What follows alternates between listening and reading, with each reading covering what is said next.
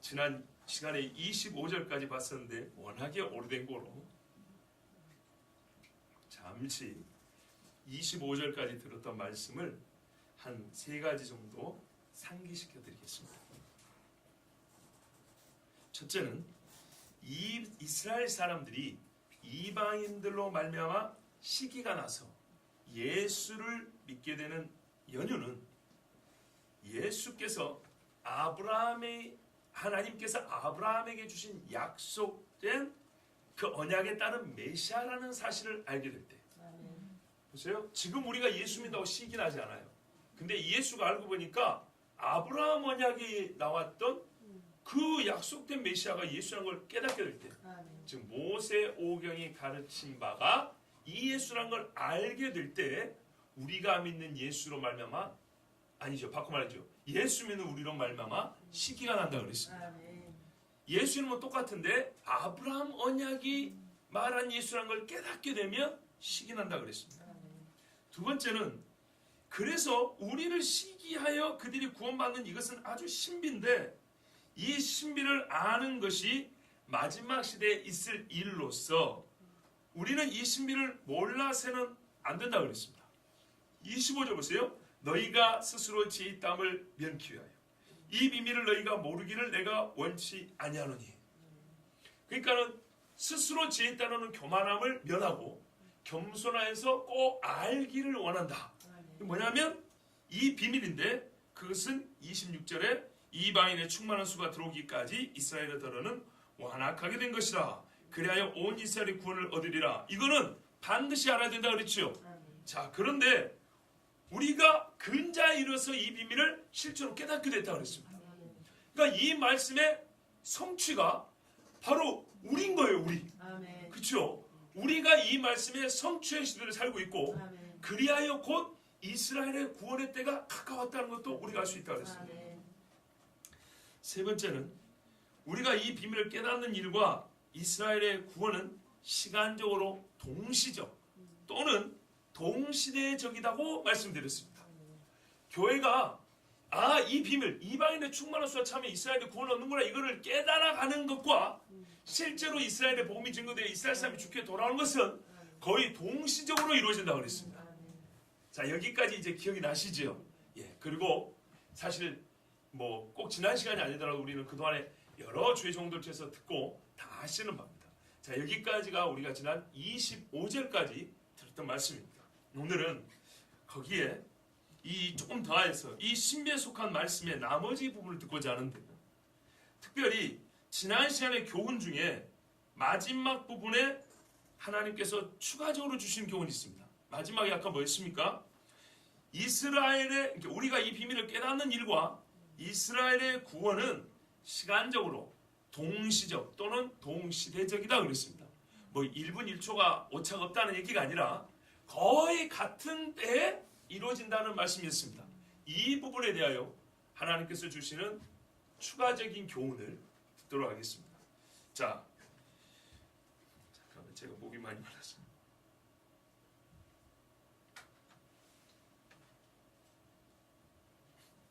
마태복음에 따르면 이스라엘의 구원, 이스라엘의 부흥은 언제 일어나냐면 마태복음 23장 39절을 보면 찬송하리로다 주의 이름으로 오시는 이여 할 때까지 나를 보지 못하리라 그랬어요.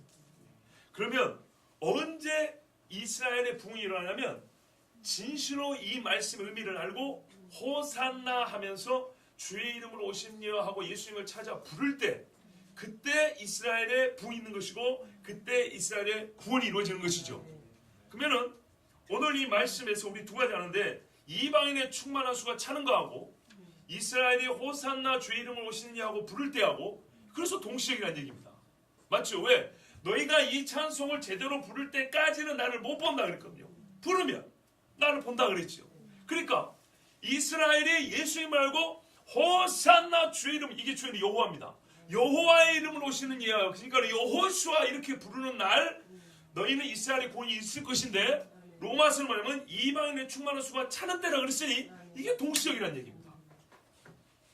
자, 그러면 이 이스라엘의 이 완악함, 믿지 않음, 이스라엘 더러는 완악하게 된 것이 었으니까 이 완악함이 제거되는 때는 언제냐면 지금까지 그런 일이 없었으므로 이건 분명히 종말의 때인데, 우리가 알 수 있는 것은 이 일이 단독으로 발생하지 않는다는 것입니다. 그러니까 이방인의 충만한 수가 차는 것과 같이 발생하고, 여기서 또 단독이라는 것은 개인적이라는 의미로도 제가 말씀드립니다.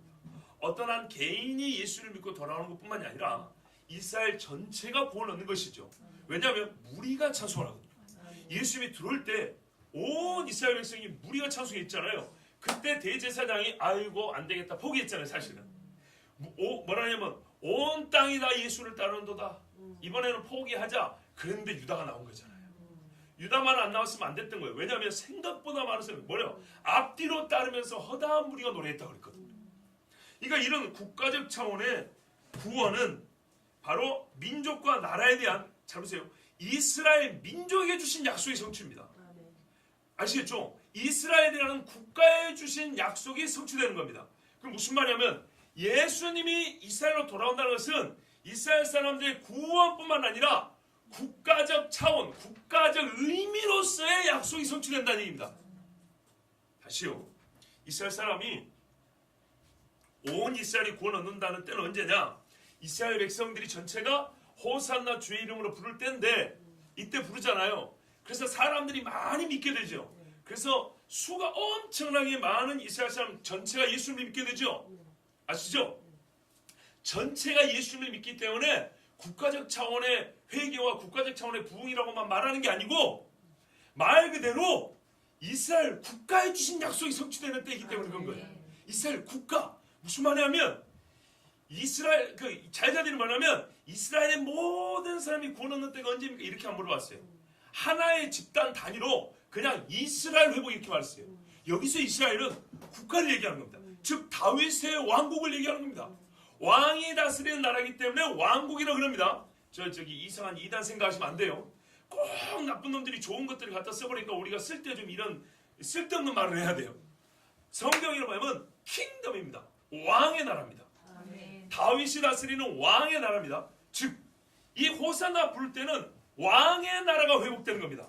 이게 사람의 수가 많아서 이스라엘 전체의 구원이라는 것뿐만 아니라 이스라엘은 국가 자체가 주님 앞에 들어오기 때문에 이스라엘 회복이라고 부른 겁니다. 그 무슨 말이냐면 다윗의 보좌, 다윗의 왕좌를 너에게 두리니 다윗이 와서 다스린다 그랬죠. 바로 그런 일을 얘기하는 겁니다. 그런 일이 아니라 그 일을 얘기하는 겁니다. 다윗이 와서 다윗의 나라로 이 나라를 만들어버리는 거예요. 이 나라는 완전히 다윗의 나라로 만들어버린 거예요. 지금같이 세속적이고 이게 유대인인지 아닌지 알 수 없는 그런 게 아니고 이 나라를 전체로 우리나라가 국호가 바뀐다고 생각을 해보세요. 우리나라는 뭡니까? 대한민국이죠. 그죠? 대한민국을 만약에 다른 나라 이름으로 바꾸면 이 속에 있는 사람의 속의 성분은 어쩔지 모르지만 통째로 나라 바뀌죠. 그런 의미예요. 호산나 다윗의 자손이여 있잖아요. 다윗의 자손. 무슨 말이냐? 왕의 계보를 바꾸는 거예요. 그 전에 어떤 왕이 앉아있었던지 간에 이제 당신은 내려오고 다윗이 다윗의 계보에 따라서 왕좌에 왔는 거예요. 그러니까는요 왕족 그러니까는 우리가 뭐라 그러죠? 왕조가 바뀌는 거예요. 왕조. 그죠? 고려의 왕씨 왕조에서 이씨 조선 이씨로 바뀌는 것처럼 이 세상에 어떤 왕이 있었다니 상관없어요. 예수님이 다윗의 왕조로 온 세상을 완전히 바꿔버리는 거예요. 이 일이 바로 온 이스라엘이 구원 얻는다고 하는 그때 일어나는 국가적 차원의 구원을 얘기하는 겁니다. 그러니까 나라가 자체가 어떻게 해요? 다윗이 다스리는 다윗의 나라로 바뀌는 겁니다. 다윗 왕조로 다시 세워진다 그 말입니다. 자, 이게 참 중요합니다. 다윗의 나라가 다시 세워진다 이런 말씀인데요. 왜냐하면 마태복음에 따르면 호산나 주의 이름이고 성경은 분명히 말만 내 종 다윗이 와서 다스린다 했기 때문에 이때는 한 사람 한 사람의 회심이 수가 많아서 집단적이다. 수백만 명이 회심했다. 국가적 차원의 회개다. 그러니까는 이렇게 이해하시면 쉬워요. 이미 다 이해하셨겠지만 대한민국이 1000만 명이 저기 여의도에서 옛날에 모여가지고 회심했다 하더라도 밖에서 보이는 국가적 차원의 회심이잖아요. 옛날에 평양 대붕에 조선반도에 수많은 사람들이 주님 앞에 나서 회개했죠. 국가적 차원의 대각성 운동이었죠. 국가적 차원이었어요. 그러나 조선이지 이스라엘은 아니에요. 무슨 말인지 아시겠죠? 그런데 이스라엘이 이때 회개하면 성경에 말하면 다윗의 왕국 진짜 이스라엘로 바뀐다 그 말이에요. 지금의 이런 세속적 이스라엘이라 진짜 다윗이 다스리는 다윗의 왕국 나라로 바뀐다는 얘기예요. 그러니까 이게 중요한 겁니다. 이때가 바로 이스라엘이 회개하고 돌아올 때, 회개하고 돌아오면 자기들이 버린 다윗을 알 거 아닙니까? 그죠? 그래서 왕이여 오시옵소서 이런다고요. 왕을 모셔드린다고요. 우리가 찬수하고 있는 수많은 시편의 찬수에 그 땅에 불을 질 거란 말이에요. 진짜 믿음으로. 그럴 때 예수께서 다윗으로 왕으로 오사 이 나라를 다윗의 나라, 다윗의 왕국으로 바꿔 다스린다 그 말입니다. 그러면서 그 통치가 온 땅에 미쳐서 온 나라 백성들이 실제로 다윗의 다스림을 받고 싶어서, 이 예피적 사건인데 구약성경에 보면 다윗의 다스림을 받고 싶어서 이스보셋 곧 사울의 속에 있던 사람들이 다 나와서 다윗을 몰려 들어오죠. 이와 같이 열방의 사람들이 다윗의 나라로 들어온다는 얘기입니다. 할렐루야. 자, 성경대로 보면 이와 같은 아름다운 일이 있기 위해서는 성경에는 세 가지 사건이 충족되어야 된다고 합니다. 조건이 있는데 첫 번째는 뭐냐면 왕국 복음이 온 세상에 전파되어야 한다고 그럽니다. 분명한 사실, 이건 뭐 모르는 사람이 없죠. 마태복음 24장 14절 말씀입니다. 두 번째는 뭐냐면 이스라엘 회개와 부흥입니다. 이건 우리가 지금 보고 있는 이 말씀입니다. 세 번째는 뭐냐면 교회가 준비되는 겁니다. 로마서 말씀에서 이미 다 우리가 총체를 할 수 있지만 특별히 요한계시록 19장에 보면요, 혼인잔치를 말씀하고 있습니다. 이때는 예수께서 이 땅에 있는 모든 나라 백성들을 주님 품으로 끌어당기시는 날이죠. 이스라엘뿐만 아니라 전 나라 백성이 다윗의 속에 들어와서 다윗의 다스림을 받죠. 근데 동시에 뭐냐면 그냥 백성이라고 하지 않고 신부라고 돼 있어요. 우리는 상당히 여러 가지 칭호로 불려주고 있다는 걸 우리가 압니다. 이것들이 말하자면 우리를 부르는 예수 보세요. 예수는 동시에 메시아고 인자고 하나님의 아들인 것처럼 이 마지막 때의 교회는요, 동시에 다윗의 백성이요, 동시에 신부요, 동시에 군대요. 아시겠죠? 동시에 충성된 종이요. 이렇게 우리의 정체성을 갖고 이게 뭔가 종합적으로 뭡니까? 충족이 돼야 되는 겁니다. 근데 이 중에 한 개인의 준 것도 있지만은 이스라엘은 하나의 국가적 차원을 말하는 것처럼 세계에 있는 교회, 전체 교회적 차원에서는 어떻게 보냐면 교회가 신부로서 준비될 때라고 말합니다. 그래야 내가 자신을 준비하였으므로 이 말씀합니다. 그래서 이 세 가지가 다 개인 구원이 아닌 왕이 왕국을 회복하는 단계로서 이해해야 하고 우리에게 보여준 준비사항입니다. 그러니까 이 세 가지를 말씀을 보는 자는 함께 준비하라는 거예요. 첫 번째는 뭐죠? 복음을 전파해라. 온 민족의 복음을 전파해라. 두 번째는 이스라엘 빼놓지 마라. 잊지 마라. 이스라엘 회복돼야 너희의 구원도 완성이 된다는 거죠. 세 번째는 너희는 거룩한 신부로서의 이 본성을 절대로 잃어버리면 안 된다. 이것이 함께가 됩니다. 자, 오늘 말씀 이방인의 충만한 수가 들어오는 것 봐보세요. 26절에 제가 한 말씀드린 더 이어보십시오. 이 비밀, 이 신비는 이방인의 충만한 수가 들어오기, 그리고 바로 온 이스라엘이 구원을 받으리라, 구원을 얻으리라. 이걸 바로 연결해서 논리를 한번 생각해보세요. 이방인의 충만한 수가 충만해질 때 온 이스라엘, 온이 우리말이잖아요. 온이 가득 차다는 뜻 아닙니까? 온 것, 그죠? 보세요. 충만으로 충만이 연결됩니다. 자, 이방인의 충만한 수가 들어온다면 무슨 수죠? 구원받은 자의 수죠. 이방인의 구원이 충만할 때 그 다음에 어떻게 해요? 온 이스라엘이 구원을 얻으리라. 구원에서 구원으로 갑니다. 충만에서 충만으로, 구원에서 구원으로. 그러니까 동시적 사건이라는 겁니다. 그러니까는 우리가 기도할 때 쉽게 말하면 우리 교회 복음을 기도하기 위해서는 뭘 같이 기도해야 된다고요? 이스라엘을 위해서 같이 기도해야 한다고요. 이스라엘이 부흥할 때 교회도 부흥한다고요. 근데 이것을 안 하고 딴 생각을 하면 어떻게 해요? 아무리 용을 써도 어떤 의미에서는 반쪽짜리 부흥밖에 안 되는 거예요. 하나님의 온전한 구원의 약속을 모르는 상태에서의 우리 안에서만 그냥 숫자로 좋아하는 거 끝나는 거예요. 자, 그 다음에 이 사이에 보세요. 자, 이방인의 수가 충만하게 들어오기, 온 이스라엘이 구원을 얻으리라. 이 사이에 이게 처음과 끝인데 이 사이에 이스라엘의 덜어는 완악하게 된 것이라는 한번 더 보세요. 이스라엘의 완악한 자들이 복음을 거부하는 동안 교회는 구원받는 자들의 수가 충만해져 가는 중입니다. 그런데 충만이 될 때는 어떤다고요? 이스라엘도 충만이 된다고요. 끄트머리가 같다 이게. 그러니까 교회는 충만해져가는 과정 속에는 이스라엘이 더러 완악한 중이에요. 근데 이 완악함이 끝날 때 이방인의 충만한 수고 이스라엘의 회복 구원이 있다 이 말이에요. 자, 결국에는 그 끝이 양세계, 이스라엘과 그냥 교회라고 할게요. 이방인의 교회에 양세계의 부흥과 구원이 동시적으로 발생하고 완성된다는 것을 우리에게 분명히 가르쳐줍니다. 조금만 더 앞으로 가볼게요. 25절 보면 바로 요 비밀을 너희가 모르기를 내가 원치 아니하노니.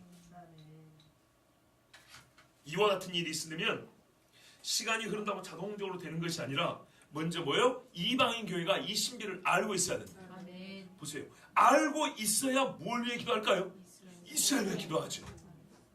무지 상태로는 절대로 안 됩니다. 정말 중요하죠. 그죠? 알지 못했으면 우리는 지금까지 알지 못했으면 기도하지 못했습니다. 진짜로 알지 못하면 기도하지 못합니다.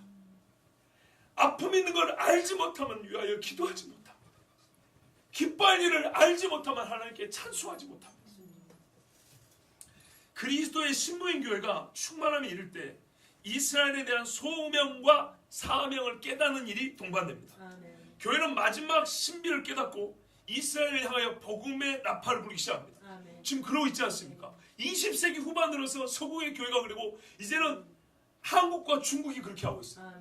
그 다음에 아프리카와 동남아가 그렇게 하고 있어요. 이스라엘도 역시 이때 그리스도를 믿고 이방인의 교회를 이해하는 것이 그들의 마지막 신비임을 깨닫습니다. 이게 참 중요합니다. 그냥 시기하니까 우리가 너무 이렇게 모든 것을 단선적으로 생각하는데 그게 아니에요. 단선이 아니고요.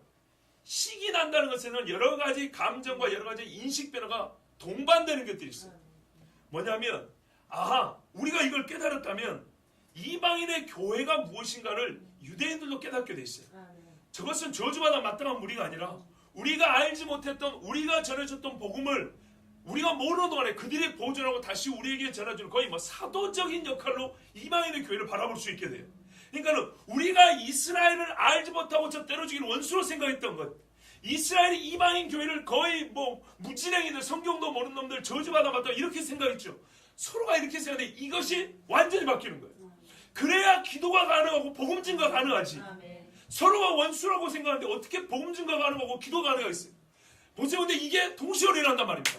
이방인 교회가 이스라엘을 형제로 생각하고 저들이 주님 앞에 돌아와야 한다고 하면 기도하고 증거할 때 이 이스라엘의 교회는 어떻게 해요? 이방인들의 형제로 맞아들고 우리를 도와달라고 우리를 위해 기도하라고 당신들이 2000년 동안 그리스도의 복음을 온 세상에 증거했으니 감사하고 할렐루야 기쁘다 주의 구원의 섭리가 놀랍다고 찬양하지 않습니까? 바로 이것입니다. 양자가 서로 어떻게 해요?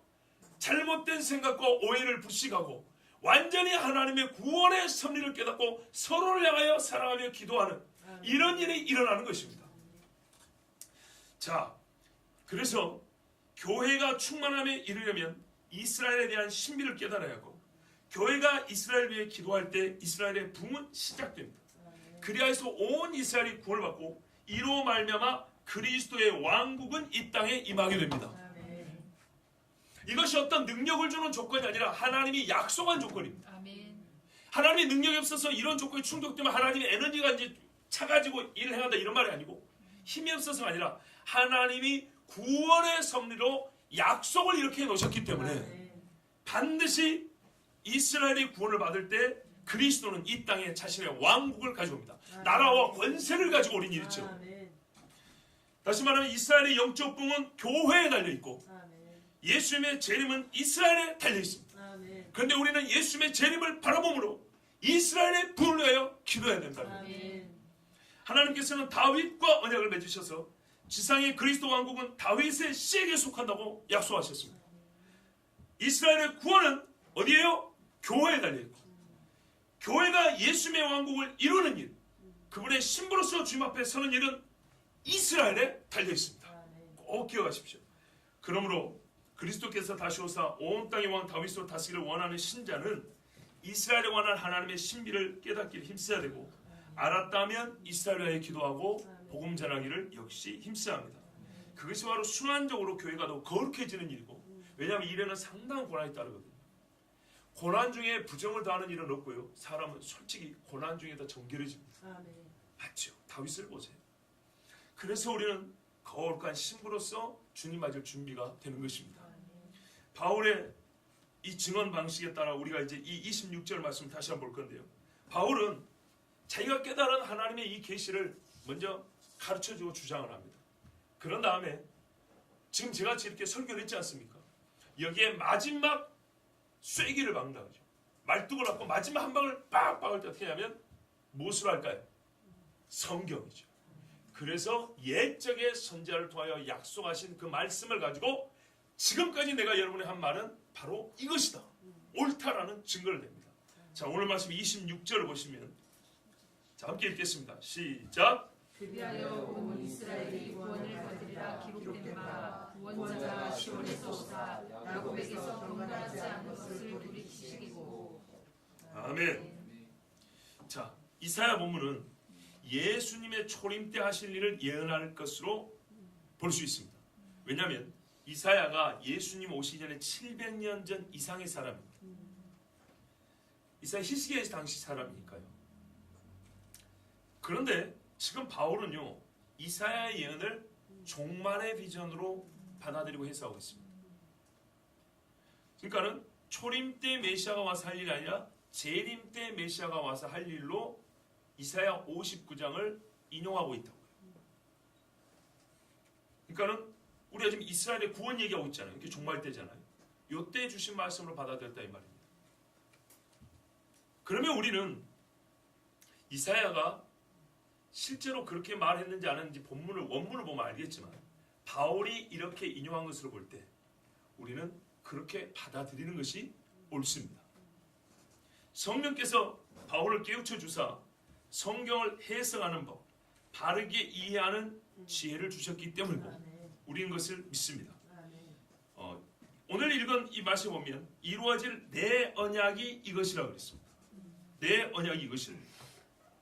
그러면 무슨 말이냐면 25절이 26절에 내 언약이 27절까지죠. 제가 27절까지 읽어야 되는데 이것이 내 언약이 이것이라가 요약하면 25절이라는 얘기입니다. 근데 25절의 언약을 이사야가 이미 예언했다 이 말입니다. 무슨 말인지 아시겠죠? 자, 다시 저를 보시면 이사야 59장 20절과 21절 말씀을 이용한 건데 이사야 59장 20절과 21절은 맨 끝에 버립니다. 근데 여기서 말하면 내 언약이 이것이라 하고 끝냈습니다. 그러면 언약의 내용은 어디 있을까요? 20절 앞에 있겠죠. 20절 앞에 있겠죠. 그 내용은 안 읽어줬습니다. 근데 바울이 읽어준 건 뭐냐면 이방인의 충만한 수가 차면 이스라엘의 완악함이 없어지고 죄가 씻김을 받고 온 이스라엘이 구원을 받는다 그랬어요. 요거는 이사야 59장의 내용이 아니에요. 이사야 59장은 그 이야기를 하고 있지 않아요. 그런데 바울은 최집사님 똑바로 잘 보세요. 이사야 59장 1절부터 19절이 쫙 있어요. 그리고 20절, 21절을 말하고 있어요. 우리 형기도 오랜만에 왔으니 잘 봐. 1절부터 19절까지 말씀을 하고 20절에 구원자가 와서 이 앞에 한 모든 이야기를 다 성취할 거야. 내가 말한 약속 언약이 이것이야 하고 21절에 딱 끝을 맺었다고. 근데 바울이 이사야 59장 요 마지막 구원자가 와서 이룰 내 언약이 바로 이것이야. 요것만 밑에 것만 갖다가 썼다고요 지금. 그죠? 앞에 내 언약이 이것이라는 이것이 뭔지 내용은 이사야 59장 1절부터 19절인데 요거는 말 안 하고 이것이라는 결론만 갖다 썼어요. 그러면 내용은 어디 있어요? 내용이 바로 25절이라고요. 내용 25절이 뭡니까? 이방인의 충만한 수가 차면 이스라엘이 구원을 받는다는 얘기죠. 그러면 무슨 말이냐? 요것이 이사야가 말하는 언약이라고 말했죠. 이사야가 쓴 하나님의 언약이라고 그랬죠. 그러면은 요 관점에서 이제 이사야 59장을 다시 보라는 얘기예요. 아시겠죠? 이사야 59장이 얼른 보면 초림 때 하실 일처럼 보이는데 초림 때 하실 일처럼 보이지만 오늘 바울이 인용한 방식대로 하면 25절이 27절이 말한 언약의 내용이에요. 내용. 내 언약이 이것이라고 그랬으니까. 그죠? 근데 원래 27절은 26절, 27절 어디 있다고요? 이사야 59장에. 그러니까 이사야 59장의 앞부분을 이방인의 수많은 수가 차고 이스라엘이 완전히 구원을 얻는 종말론적 시각에서 읽어야 된다는 얘기예요. 그러니까 이거는 초림하여 우리에게 행하실 주님의 사역이면서 그거는 부분적인 성취고 완전하게 성취되는 것은 이사야 59장에 말해주는 것은 종말의 때, 주님이 다시 오실 때에 이루시리라 이런 말입니다. 완전히 이해돼 버리죠. 이래서 우리는 성경을 통해서 또 성경을 해석하는 법을 배우는 거예요. 자, 그럼 우리가 이사야 59장 한번 읽어볼게요. 여러분 한번 찾아보세요. 제가 짧게 읽어보겠습니다. 빠르게 한번 읽어보겠습니다. 이사야 59장. 여호와의 손이 짧아 구원치 못하심도 아니요 귀가 둔하여 듣지 못하심도 아니라 오직 너희 죄악이 너희와 너희 하나님 사이를 내었고 너희 죄가 그 얼굴을 가리워서 너희를 듣지 않으시게 함이니 이는 너희 손이 피해 너희 손가락이 죄악이 더러웠으며 너희 입술은 거짓을 말하며 너희 혀는 악독을 바람이라. 공의대로 수사하는 자도 없고 진리대로 판결하는 자도 없으며 험한 것을 의뢰하며 거짓을 말하며 자네를 잉태하여 죄악을 생산하며 독사야를 품으며 거미줄을 짜나니 그 알을 먹는 자는 죽을 것이요 그 알이 밟힌 즉 터져서 독사가 나올 것이니라. 그 짠 것으로는 옷을 이룰 수 없을 것이요 그 행위로는 자기를 가리울 수 없을 것이며 그 행위는 죄악의 행위라. 그 손에는 강포한 행습이 있으며. 여러분 여기까지만 이스라엘의 죄가 얼마나 많습니까? 엄청납니다. 엄청나. 아직 다 안 읽었습니다. 주님 앞에 섰을 때 이게 한 사람의 개인의 죄악으로 읊어진다면 여러분 설 수 있겠습니까? 자 계속 갑니다. 그 말은 행악하게 빠르고 여기서부터 로마서에서 본 것 같죠? 로마 3장에 모든 사람이 죄를 지었다 할 때 그 증거가 이것입니다. 그 말은 행악하게 빠르고 무죄한 피를 흘리기에 신속하며 그 사상은 죄악의 사상이라. 그래서 사상 전쟁하는 거예요. 황폐와 파멸이 그 길에 끼쳐졌으며 그들은 평강의 길을 알지 못하며 그들의 행하는 곳에는 공의가 없으며 굽은 길을 스스로 만드나니 그래서 굽은 길이 아니라 너희는 곧은 길을 걸어라 했어요. 무릇 이 길을 밟는 자는 평강을 알지 못하느니라. 여기까지가 이스라엘의 죄인데 이거 해결됐습니까? 2000년 전에 이게 해결됐습니까? 아니죠. 이거 해결됐으면 그들의 구속자를 죽이지 못했을 거예요. 아직까지 안 일어났어요. 보세요. 그러므로 공평이 우리에게서 멀고 의가 우리에게 미치지 못한즉 우리가 빛을 발하나 어두운 뿐이요 밝은 것을 발하나 캄캄한 가운데 행함으로 우리가 소경같이 담을 더듬으며 눈없는 자같이 두루 더듬으며 낮에도 화못대같이 넘어지니 보세요. 너희가 보기는 봐도 보지 못할 것이요 우리는 강장한 자 중에서도 죽은 자 같은지라 우리가 곰같이 부르짖으며 비둘같이 슬피우며 공평을 바라나. 이 비둘기는 아가세에 나온 이야기예요.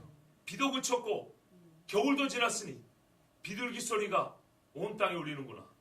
나의 사랑하는 반구야. 반구는 비둘기를 말하는 거죠. 예, 같이 노래하면서 나라가 일어나 보자. 자, 비둘기같이 슬피우며 공평을 바라나 없고 구원을 바라나 우리에게서 멀도다. 대저 우리의 허물이 주의 앞에 심히 많으며 우리의 죄가 우리를 쳐서 증가오니 이는 우리의 허물이 우리와 함께 있음이라. 우리의 죄악을 우리가 아나이다. 아직까지 고백 안 했어요. 우리가 여호와를 배반하고 인정치 않으며 우리 하나님을 쫓는 데서 돌이켜 포악과 폐역을 말하며 거짓말을 마음에 잉태하여 바라니 공평이 뒤로 물리침이 되고 의가 멀리 섰으며. 그쵸? 겟세마네 동산에 예수의 십자가는 멀리 섰죠. 성실히 거리에 엎드러지고 정직이 들어가지 못하는도다. 성실이 없어짐으로 악을 떠나는 자가 탈취를 당한도다. 이게 얼마나 참 이상합니까? 악을 떠나는 자가 잘 돼야 되는데 또 탈취를, 도둑질, 강도질을 당한대요. 여호와께서 이를 감찰하시고 그 공평이 없는 것을 없은 것을 기뻐 아니하시고 사랑이 없음을 보시며. 보세요. 그때에 사랑 없었죠. 그동안에 중재자 없음을 이상히 여기셨으므로 자기 팔로 스스로 구원을 베푸시며 자기의 의를 스스로 의지하사. 바로 이 부분 때문에 초림의 예수로만 생각했던 거예요. 보세요. 여호와께서 구원하러 오신다 그랬죠. 이 부분만 생각했는데 앞에 내용을 보면 이게 초림 때 이야기가 아니란 얘기입니다. 근데 마음에 드는 구절이 뒤에 딱 있으니까 이것만 보고 호산나 불렀던 것입니다. 자기의 의를 스스로 의지하사 의로 호신경을 삼으시며 구원을 그 머리에 써서 투구를 삼으시며 우리에게 말씀하신 게 우리 주님이 다 하셨던 거예요. 보옷으로 속옷을 삼으시며 열심을 입어 겉옷을 삼으시고 그들의 행위대로 갚으실 때 그 대적에게 분노하시며 그 원수에게 보응하시며 섬들에게 보복하실 것이라. 서방에서 여호와 이름을 두려워하겠고 해돋는 편에서 그의 영광을 두려워할 것은 여호와께서 그 기운에 몰려 급히 흐르는 하수같이 오실 것이미로다. 아멘. 자, 요것이 바로 뭐냐면 구원자가 시온에 오사 이스라엘을 구원하신다는 말씀의 그 전제였던 겁니다. 이게 이스라엘의 죄가 이렇게 많은데 아무도 구원하는 자가 없는 거예요. 그래서 하나님께서 그것을 불쌍히 여기셔서 그들을 돌이키는 거예요. 그때 어떻게 해요? 이스라엘도 자기들의 죄를 깨닫고 우리를 구원하소서 부르신단 말이죠. 그렇죠? 요것이 뭐냐면 내가 너희에게 약속한 바다 이렇게 말씀했어요. 근데 이게 언제 일어납니까? 2000년 전이 아니고 곧 있으면 일어납니다. 그런데 바로 요것을 약속한 말씀의 끝부분에 가면 26절, 27절에 인용한 대로 뒤에 어떻게 되죠? 구원자가 시온에서 오사. 시온, 의로죠 원래 본문에는 그렇게 되어 있죠. 시온으로 오사 야곱에서 경건하지 않은 것을 돌이키시었고 내가 그들의 죄를 없애할 때 그들에게 이루어질 내 언약이 이것이라 이렇게 했습니다. 그러니까 이 언약은 곧 주 예수께서 다시 오실 때 이스라엘의 회복, 곧 그들의 구원받을 시에 일어날 일을 말씀하고 있는 겁니다.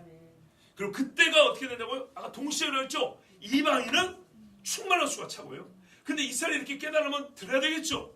복음을 전한 지가 없는데 어떻게 듣겠어요? 그러니까 이방인들이 가서 복음을 전해줄 때 이들이 깨닫는데 그냥 예수 이름 지금까지 많이 들었는데 뭐가 확실히 깨닫을 때 복음을 듣고 이제 믿음을 갖게 된다고요? 아브라함 언약에 말한 자가 너희가 말한 예수였구나 이렇게 깨달아질 때 이제 모세오경부터 구약 성경이 쫙 풀리는 거예요. 그렇게 보이는 거예요. 자 여러분 이사야 아까 59장 7절 8절은 아까 말했던 로마 3장의 인류의 모든 죄악을 고발할 때도 인용했던 말씀이고 아직도 이스라엘이 이와 같은 상태임을 부정할 수 없습니다. 이스라엘이 9절부터 14절과 같은 고백은 아직 하지 않았습니다. 이는 명백히 장래의 일입니다. 이와 같은 해석법에 의하여 우리는 보다 많은 이스라엘에 관한 예언들을 조금 더 온전하게 해석할 수 있습니다. 무슨 말씀이냐? 이전에 주어진 부분적인 복과 예언 성취가 주님 재림 시에 전면적이고 완전하게 성취될 것으로 읽을 수 있는 말씀이 있다는 겁니다. 그러니까는 예수님이 이 땅에 초림하기 전에 주신 말씀이에요. 근데 내용이 이스라엘의 구원과 복에 관한 말씀이에요. 근데 이스라엘 사람들이 이것을 재림과 초림을 구분하지 않고 언제라도 주님 오실 때 이루어질 것 생각했고요. 우리 기독교인들은 초림 때 이루어졌을 것이라고 재림을 안주하는 사람들이 이렇게 말하는 사람이 많았어요. 그런데 바울이 지금 이렇게 해수해 준 걸 보니까 그 본문들도 부분적으로는 초림 때 이루어졌지만 궁극적으로는 재림 때 이루어질 것이라고 볼 수 있는 본문들이 많다는 겁니다. 그 중에 몇 가지만 예를 들면 예레미야 16장 14절에 16절까지 여호와께서 가라사대 그러나 날이 이르리니 하고 이스라엘 자손을 북방 땅과 그 모든 쫓겨났던 나라에서 인도하여 내신 여호와의 사심으로 맹세하리라. 내가 그들을 그 열정이 준 그들의 땅으로 인도하여 드리리라 그랬어요.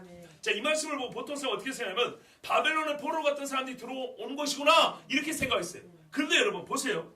북방 땅과 그 모든 쫓겨났던 나라는 바벨론에서 돌아올 때 이야기로는 완전하게 성취되지 않습니다. 지금 알리아라고 해서 이스라엘로 전 세계에서 돌아가죠. 그래야 이 말씀이 성취됐다고 말할 수 있는 겁니다. 두 번째는 예레미야 32장 36절 40절 그러나 이스라엘 하나님 나 여호와가 너희의 말하는 바 칼과 기근과 연병으로 인하여 바벨론 왕의 손에 붙임바 되었다 하는 이 성에 대하여 이같이 말하노라. 자, 이미 포로로 끌려간 예루살렘 성에 대하여 하나님이 예언을 하시는데 그 예언의 내용 중에 그들은 내 백성이 되겠고 나는 그들의 하나님이 될 것이며 내가 그들에게 한 마음과 한도를 주어 자기들과 자기 후손의 복을 위하여 항상 나를 경외하게 하고 내가 그들에게 복을 주기 위하여 그들을 떠나지 아니하리라 그랬죠. 여기서 안 된 게 뭐예요? 한 마음입니다. 무슨 말이냐면 이스라엘과 유다는 하나가 완전히 되지 않았습니다. 성경 보면 에브라임과 유다가 완전히 하나 된다고 그랬습니다. 그것이 아직 이루어지지 않았습니다.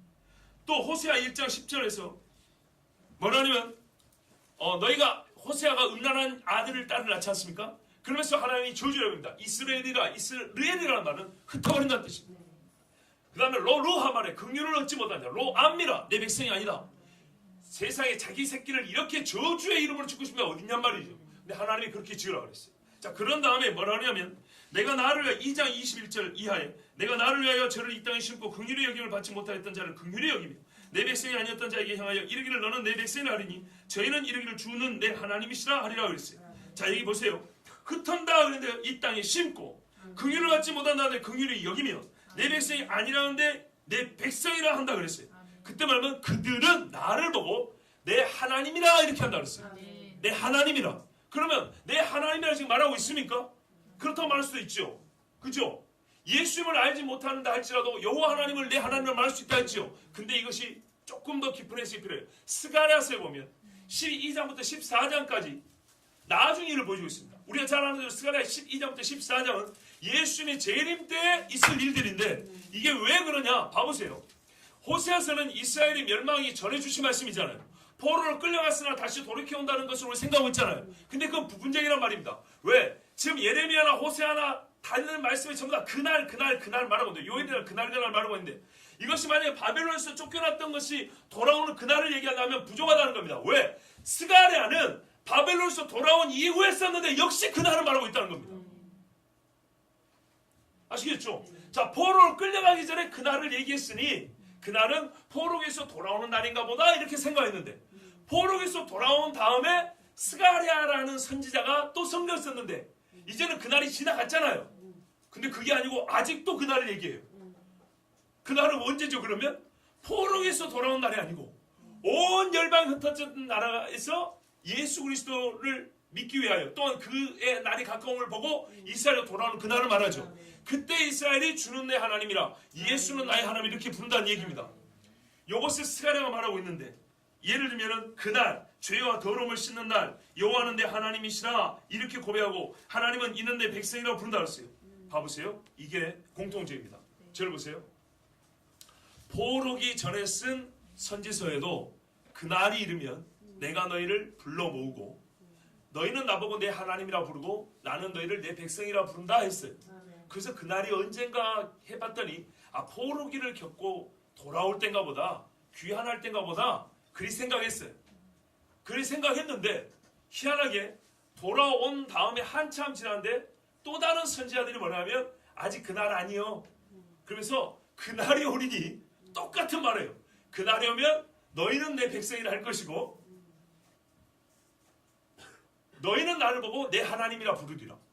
이거 포로기 끝나고 돌아오면 그날인 줄 알았더니 아직도 아니라는 거예요. 그러니까 무슨 말이죠? 포로기를 가기 전에 주신 예언들은 바벨론 포로에서 돌아옴으로 매우 극히 부분적으로 성취가 됐고 완벽한 성취는 언제 하면 그 언젠가 진짜로 이스라엘이 완전히 하나님의 나라 백성으로 회심하여 돌아올 때 이루어진다 이 말입니다. 아시겠죠? 박수희 사모님 정리가 됐습니까? 되고 있는 중입니까? 되고 있는 중입니까? 그러면 한 번 더 말씀을 드릴게요. 저분이 또 안 해도 돼요? 아멘 감사합니다. 이렇게 적극적으로 반응해 주셔서 자 그러면 훌륭한 남편한테 들으시고요. 오늘 우리 인용문인 이사야 59장 20절 21절은 이스라엘의 구원에 관하여 종말론적인 비전을 상당히 신비롭게 담고 있는 본이라고 지난 시간에 말씀드렸는데 다시 한번 보시면 이사야 59장 20절 21절에는 이렇게 시작합니다. 여호와께서 가라사대 구속자가 시온에 임하며 맞죠? 어디로 가죠? 구속자의 방향이 시온으로 오죠. 시온으로 임하면 야곱 중에 죄과를 떠나는 자에게 임하리라. 회개하는 자죠. 그것이 스가랴 말씀입니다. 또 여호와께서 내가 그들과 세운 나의 언약이 이러하니 곧 내 위에 있는 나의 신과 내 입에 둔 나의 말이 이제부터 영영토록 내 입에서와 내 후손의 입에서와 내 후손의 후손의 입에서 떠나지 아니하리라 하시니라. 여호와의 말씀이라. 이게 언약인데 이게 2000년 전에 이루어지지는 않았다는 겁니다. 그죠? 아직까지 끊이지 않고 하나님의 언약을 정말 말씀 그대로 따르는 다윗의 언약을 그대로 따르는 사람은 없다는 얘기입니다. 자, 그래서 바울은 이 말씀에서 시온의 임하며를 시온에서 오사로 바꿔 인용을 했습니다. 이건 문법적으로 가능합니다. 방향이 이 히브리어 전치사인데요. 방향을 나타내는 말이 이쪽 방향으로 되고 반대 방향으로 말할 수 있는 그런 말입니다. 이게 하나님의 신비유치. 이쪽 방향과 저쪽 방향으로 다 쓸 수 있는 말을 일단 쓰셨어요. 그래서 시온으로 오사도 되고 시온에서 오사도 되는 겁니다. 자, 그러면 처음에 보세요. 이사야에서는 아직 구속자가 안 왔을 때죠. 구속자 예수님이 안 왔을 때죠. 예수님이 오셔갖고 어디로 왔어요? 시온으로 들어갔죠. 근데 시온으로 들어가면 뭐 하라고요? 야곱 중에 죄가를 떠나는 자에게 임하여 하나님의 언약을 그들에게 성취하러 갔지요. 갔지요. 그래서 예루살렘으로 갔지요. 근데 얘들이 받아들였습니까? 안 받아들였습니까? 안 받아들였지요. 그런데 분명히 이들과 약속을 했으니까 하나님 지키시죠. 그럼 어떻게 해서 지키시죠? 이 복음이 열방에 흩어져 전도되어 다시 이 복음이 어떻게 돼요? 그렇죠. 시온에서 어떻게 해요? 열방으로 복음이 흩어져서 다시 시온으로 들어간다 그랬죠. 이게 지난 시간에 제가 끄트머리에 잠깐 언급했던 겁니다. 바로 요 신비를 지금 이미 25절에서 말했기 때문에 바울은 이사야 말씀을 인용할 때 이거를 거꾸로 인용을 한 거예요. 근데 이 거꾸로가 문법적으로 틀린 게 아니고 맞는 거예요. 하나님이 그렇게 할 수 있도록 성경을 기록한 이사야 때. 그래서 시온에 임하여 복음을 전하여 구원을 하려고 하는데 이 인간들이 안 들으니까 어떻게 해요? 이 시온에 오신 주님이 시온에서 밖으로 오사 열방 중에 복음을 증거하여 다시 시온으로 임한다는 최종적인 이 말씀의 성취. 그러니까 기가 막히죠. 시온에 임하여 이스라엘이 신기한 구원이 반드시 시온에 시온이 반드시 구원을 받기 위해서는 구원자가 시온으로 와야 되는데 처음에 왔더니 이 사람들이 구원자를 안 받아들인 거예요. 그렇죠. 근데 오늘 25절은 뭐냐면 구원자가 시온에서 밖으로 나와야 하는데 구원자가 시온에서 밖으로 나올 때 야곱에서 경건치 않은 자가 돌이켜지고 저희 죄가 없어진대요. 아니 구원자가 시온에서 나와버렸는데 어떻게 야곱이 경건해지고 죄에 있는 자가 회개를 하냐 이 말이죠. 그렇죠. 그거거든요. 구원자가 시온으로 들어가야 회개를 할 거 아니에요. 근데 이거는 거꾸로 해가지고 구원자가 시온에서 오히려 밖으로 나가버리니까 이스라엘이 구원을 받는다. 이 말은 나갔을 때 기계적으로 그렇게 된 게 아니라 나가서 이방인들이 예수를 믿고 이 사람들이 아브라함의 언약의 성취를 가지고 이스라엘 사람들이 와서 너희가 버린 예수가 바로 모세와 다윗의 약속한 하나님의 아들이고 우리의 구원자 예수다. 이렇게 말을 하니까 결국에는 다시 시온으로 임하여 이스라엘이 회개하고 구원을 받는다는 말씀이죠. 주야, 여러분 이 신비를 모르기를 원치 아니하노라 했습니다. 하나님께 사도 바울을 통하여 정말 이거는 내가 사람에게 배운 바도 아니야. 사람이 가르친 바도 아니야. 이 세상의 지혜로 알 수 없는 거 아닙니까? 깊도다 하나님의 지혜와 그 지식에 부요하며 누가 하나님의 그 지혜의 깊으심을 측량하고 판단할 수 있을까? 아무도 없습니다. 여러분 그래서 1.1억이라는 겁니다. 우리 주님이 얼마나 오묘하게 약속을 해놓으셨으면 그 약속을 지금 이루어가고 계십니까? 여러분 제 역시도 여러분에게 같이 권합니다. 이 신비를 모르지 마십시오. 성경에 뭐냐면 이 신비를 모르면 교만하다 그랬습니다. 25절에 너희가 스스로 지혜 있다 하면서 이 신비를 모르기를 원치 아니한다. 자동적으로 그렇게 됩니다. 실제로 서방을 비롯하여 20세기까지 많은 교회들이 그렇습니다. 이 신비를 모를수록 하나님의 구원에 대하여 자기만 받은 것처럼 또는 우리나라만 복받은 것처럼 옛날에 영국이 그랬고요. 한때 미국도 그랬고 유럽 교회들이 많이 그랬죠. 그래서 십자가 들고 싸웠지 않습니까? 우리나라는 그렇지 않았습니까? 우리가 겸손하지 않고 회개하지 않으면 촛대로 옮긴다는 말씀을 받아들이지 않고 어디 하나님의 촛대가 우리를 떠난단 말이야. 교회가 이렇게 많은데 이것이 바로 예레미야 앞에 썼던 거짓 선지자의 말이 아닙니까? 어디 여호와의 영이 나를 떠나 어디로 가셨단 말이냐 하면서 예레미야 뺨을 쳐버렸죠. 그때 예레미야 뭐라 했어요? 네가 올해 안에 죽으리라고 그랬어요. 2달인가 만에 죽어버렸어요. 교만하면 안 돼요. 하나님의 영이 어디를 떠나냐고요? 교만하면 떠납니다. 부정하면 떠납니다. 분명히 그랬어요. 너희가 스스로 지혜 있다면서. 여러분 로마서 1장에 말했어요. 사람들이 스스로 지혜 있다면서 짐승과 버러지 형상으로 하나님이 형상이 없는데 짐승과 버러지 형상을 만들어 놓고 그리고 하나님을 섬긴다 하더라. 이게 스스로 지혜 있다는 사람들이 하는 짓입니다. 마찬가지로 똑같습니다. 그 우상 숭배하는 거나 성경대로 보면 이스라엘에 관한 하나님의 약속을 모르는 것은 똑같이 무지와 교만한 것입니다. 이것을 여러분이 타다라고 하는 것 같지만입니다. 이 신비는요 원래 신비였기 때문에 때가 돼야 드러나는 것이고 하나님께서 우리에게 계시를 주시고 가르쳐줘야 알게 되는 겁니다. 저 역시도 신앙생활 40년 안 했습니까? 근데 저도 이것을 제 마음에 그렇구나 깨닫게 된 것은 불과 6년. 그러니 제가 여러분보다 오래 알았다고 말할 수도 없는 거고 자랑할 생각 전혀 없습니다. 전혀 없는데 그 6년 이전과 6년 이후에 하나님의 이 구원의 섭리관을 바라보는 눈이 내 자신을 봐도 세계가 달라졌어요. 정말 세계관이 달라지더라고요. 그 말이에요. 기도가 달라지더라는 얘기죠. 나하고 아무런 상관이 없는 사람이 아니라 진짜 이게 상관이 있구나. 어떤 의미에서요? 성경이죠. 하나님의 나라와 하나님의 의 그러죠. 맞아요. 이 하나님의 나라와 하나님의 의라는 이 고리로 연결이 된다는 것을 알게 됐어요. 근데 이 하나님의 나라와 의를 우리가 줄기차게 외치면서도 이스라엘을 모를 때는 뭔가 이 한쪽이 비어있는 듯한. 근데 이스라엘을 알게 되는부터는 이것이었구나 하고 깨닫게 됐습니다. 자, 여러분 우리가 이제는 여기서 한 가지 사명을 다해 깨닫습니다. 우리가 마땅히 해야 될 사명이 뭡니까? 하나님의 말씀이 이러하니 우리는 이스라엘의 회복, 즉 구원, 그 나라에 구원받는 자의 수가 많아지는 것이 아니라고요? 뭐라고요? 통째로 나라가 다윗의 나라로 바뀌기를 기도해야 합니다. 이거는 그들의 신앙과 사상과 문화와 의식과 관습 모든 것이 한꺼번에 뒤집어지는 거예요. 아멘. 그런데 우리가 이거는 개인적으로 이미 경험해봤어요. 한 사람이 진짜 회심할 때는요, 내 인격 전체가 완전히 뒤집어 엎어져 버려요. 아멘. 나라가 이렇게 될 때는요, 복을 안 받을 수가 없어요. 아멘. 밀려오는 복을 저항이 안 돼요. 아멘. 하나님이 그냥 줘버려요. 그냥 받으실 거예요. 팍 부어져버리면 이걸 안 받을 수가 없어요. 그럴 때요, 이스라엘만 복 받을까요? 아니에요. 성경이 뭐라 했어요?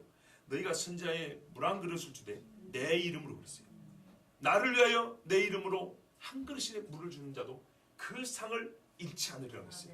그렇다면 여러분, 기도하셔야 되지 않겠습니까? 아멘.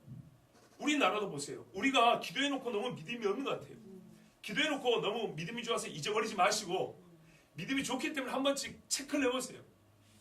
우리가 기도하지 않았으면 이 나라는 지금보다 훨씬 어려워졌을 겁니다. 중간중간에 하나님을 대지 않은 자들이 또 다른 악행을 저지르고자 할 때 브레이크가 중간중간에 걸리는 걸 보고 계시죠? 아멘. 중간중간 걸린다니까요.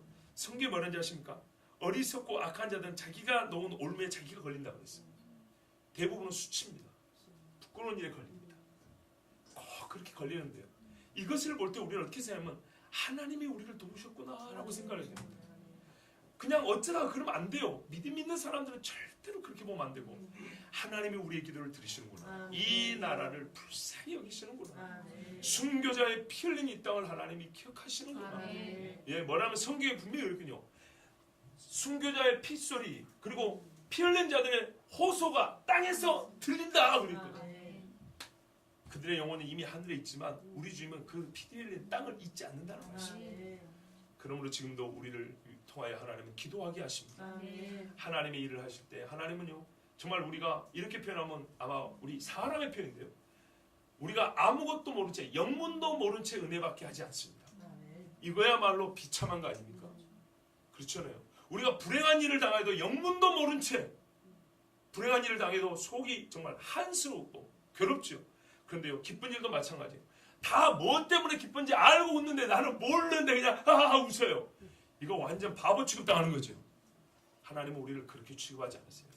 영문도 모른 채 이스라엘을 구원받게 하지 않아요. 아멘. 영문도 모른 채 세계 교회가 회개하고 돌아오게 하지 않아요. 아멘. 다 알게 하세요. 아멘. 그리고 그냥 알게 하는 것이 아니라 우리가 깨달음으로 알게 하시고 동참하여 알게 하시고 예수 그리스도를 눈으로 보고 피부로 만져 말씀을 들어 아는 것처럼 우리가 주의 말씀의 성취를 그렇게 보고 듣고 피부로 느껴 우리 심령으로 깨달아 알게 하세요. 아멘. 그러니 얼마나 감사합니까? 아멘. 이 알매 시대를 우리가 살고 있습니다. 놓치지 마십시오. 아멘. 어느 때보다도 핍박이 클 것을 우리가 지금 예상하고 있지만 더불어 어느 때보다도 하나님의 계시의 영이 강하게 부어질 때 아멘. 요엘의 말씀처럼 피와 불과 연기 기둥이 있지만은 주의 영도 이 세상의 모든 믿는 자들에게 어느 시대보다 강력하게 내려지는 시대가 아멘. 곧 다가옵니다. 아멘. 하나님의 말씀이 그러하니 믿음으로 기도하고 기다립시다. 아멘. 우리 함께 이 시간에 기도합니다.